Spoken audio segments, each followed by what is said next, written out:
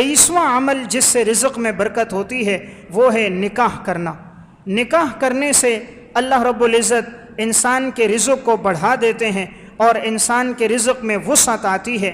قرآن کریم میں سورہ نور میں اللہ رب العزت کا ارشاد ہے وَأَنكِحُوا الْأَيَامَ مِنكُمْ، پس تم نکاح کرواؤ ان کا جن کا نکاح نہیں ہوا، وَالصَّالِحِينَ مِنْ عِبَادِكُمْ وَإِمَائِكُمْ، اور تم اپنے غلاموں میں اور باندیوں میں جو نیکوکار ہوں ان کا نکاح کراؤ۔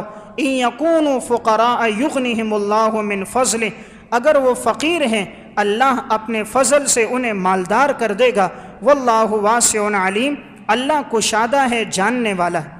اللہ کشادہ ہے یعنی اللہ رب العزت کے ہاتھ میں سب مال اور دولت ہے، تمام اختیارات ہیں، تو اللہ رب العزت اس کے مال میں برکت دے گا۔ اللہ علیم ہے، اسے معلوم ہے کون تنگ دست ہے، کسے مال کی ضرورت ہے، کس کو نہیں ہے، تو اللہ جانتا ہے، اللہ اس کے رزق میں برکت دے گا۔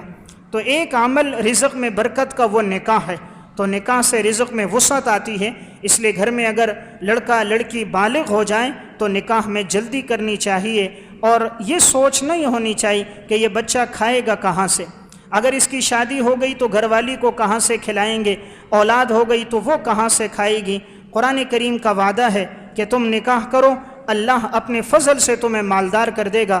نبی اکرم صلی اللہ علیہ وسلم نے فرمایا 3 آدمیوں کی مدد کا وعدہ اللہ رب العزت نے فرمایا ہے، ان 3 میں ایک آدمی وہ بھی ہے کہ جو نکاح اس وجہ سے کرے کہ تاکہ پاک دامن ہو جائے تو اللہ رب العزت اس کی مدد کرتا ہے۔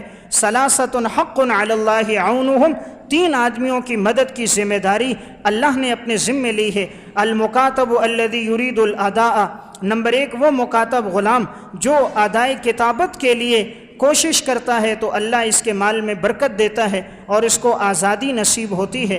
نمبر 2 والناکح الذی یرید العفاف، جو پاک دامنی کے لیے نکاح کرے اللہ اس کی مدد کرتا ہے۔ نمبر 3 والمجاہد فی سبیل اللہ، اور جو اللہ کے راستے میں جہاد کرے اللہ رب العزت اس کی بھی مدد کرتا ہے۔ تو بہرحال رزق میں برکت کے لیے ایک عمل ہے نکاح کرنا۔